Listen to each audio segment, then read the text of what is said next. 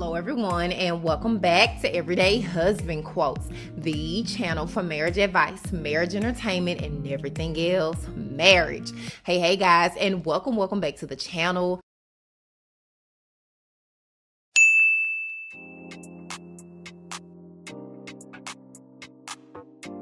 What up, lovers? How y'all doing? How about last night's episode? I'm seeing what y'all saying on Twitter about the whole semen retention. First of all, like, Amber and I are good, you know. Shout out to Assistant DA McCray. That dinner was nice. And I did cry, but there were other reasons why I cried. Like I told you all before, you know, I had my spiritual awakening, and I'm on this journey, and she had been just, like I told y'all, holding my hand, walking me through it, and, you know, protecting me and guiding me. And so that's why I was emotional. And so the whole thing, and let me explain the semen retention, because I saw a tweet, it was hilarious, that said, Kris want 5 kids, but he doing semen retention, but he ain't waiting until marriage, but marriage ain't the goal.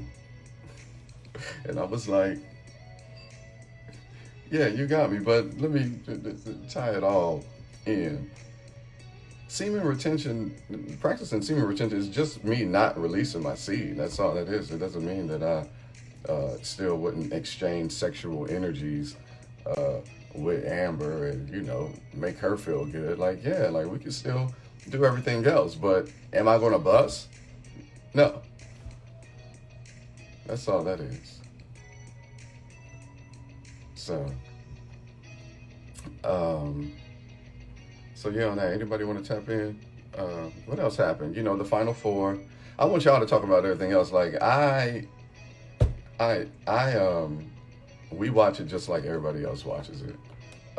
So the whole Kyra, AJ, Jason thing, that whole situation is wild. Like I said on I think it might have been the last live, I can't even be mad at Kyra because she, now maybe she played it too long.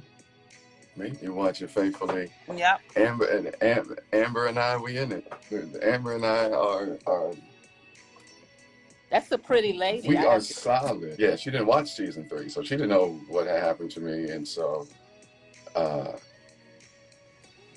when the cameras weren't on, like when we were waiting for Tommy, we were just having a conversation, and she was talking about money and she was like, I don't understand women these days. Like, how, you know, you want to be the boss chick and tear down patriarchy, but yet you want the man to pay for everything. Yeah. Come on. And I was like, what? I was like, hold on. Like, who? And then, you know, it went on from there. So the spark happened off camera. I mean, we were waiting to tape. Like, we were sitting in our places. And then that conversation happened, and then bow. And then we danced at the end, and she asked me for my number. All right, so what I'm about to share, this may not be for everybody, because everybody, they're not there yet. You know, everybody has their own walk. So I will tell you exactly what I did. I manifested it. I manifested it all. When you have your spiritual awakening, like I have, December 21st, all of my chakras were aligned, reached my third eye, like I woke up. There were so many stars in the sky. I was outside, like it happened. It was really like I got my superpowers. And so just learning more about myself, when you vibrate on a higher frequency, and when you realize that everything is energy, frequency, and vibration, you literally can control everything around you. Nothing can bother you, and nothing will happen to you because you're vibrating higher than everybody else. So you're the puppet master. You're controlling everything around you because you are vibrating higher. And people aren't. They're low vibrants, as I was calling them throughout the scene. Me and Alexis, well, I called them low vibrants. She was like, I'm taking that. Like, so, you know, these low vibrants, they can't fuck with you when you are vibrating higher. Yeah. So what I did, something had happened. I can't remember exactly what it was. And I don't know, worry and a little bit of doubt started to creep in. I didn't let doubt creep in. I acknowledged it, and then I changed my mindset. All right. Okay. And so I remember, you know, talking to a homie of mine, like telling him what was going on. And he was like, do you want to make it to the end of the show? I said, yeah. He's like, do you want the cast members to do what you want them to do? I said, yeah. He was like, well, then you know what you got to do. He was like, you got to focus on it, and you got to speak it out loud. Yeah. You got to say it out loud. And so I said that shit out loud. I said, after, you know, meditating, I want the cast members to do what I want them to do. I want to make it to the end of Ready to Love. Yeah. And so after that, you know, that next day, the three girls that I had wasn't talking to the most reached out to me. Kyra, Vernisha, and was it Liz or Chrysanthemum? I think it might have been Chrysanthemum. The next day, the three of them hit me up.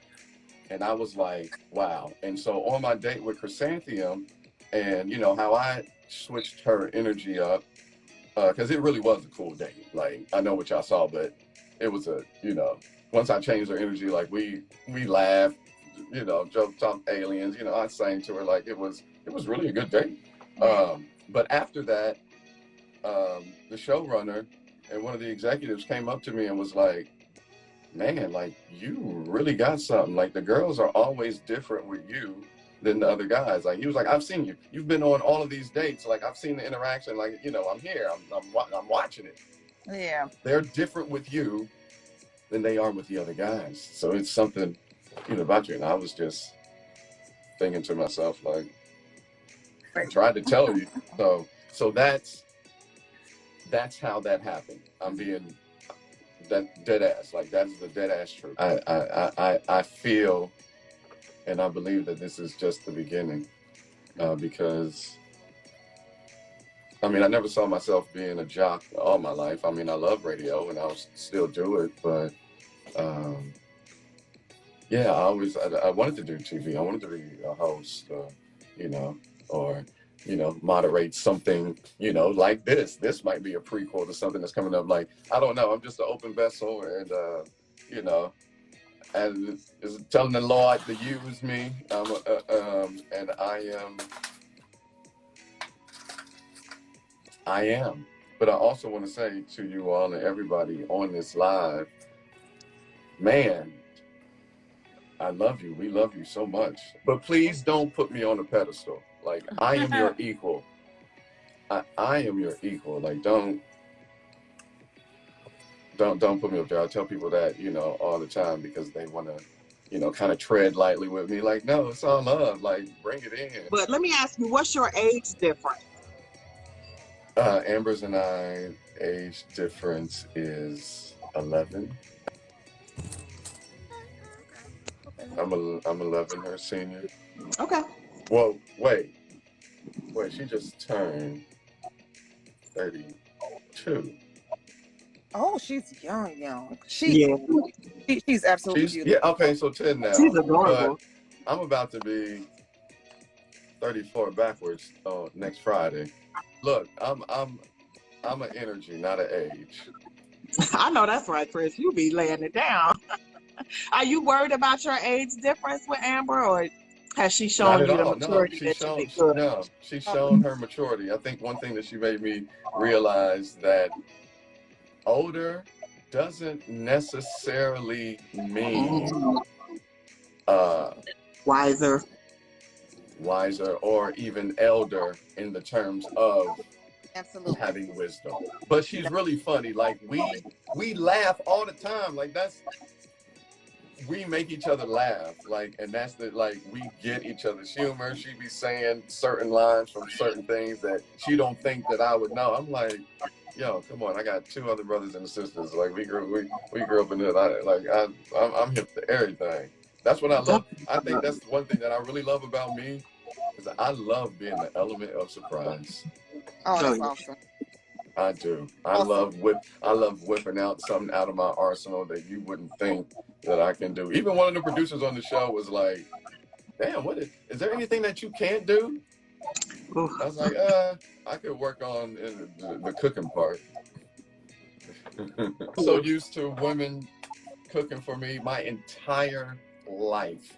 I've always had someone in my life that loved to cook, and I love to be their guinea pig and eat. Amen to that. I hope Amber is that one. Yeah, does she cook? Yep. You not. Oh, okay. Yep. Awesome.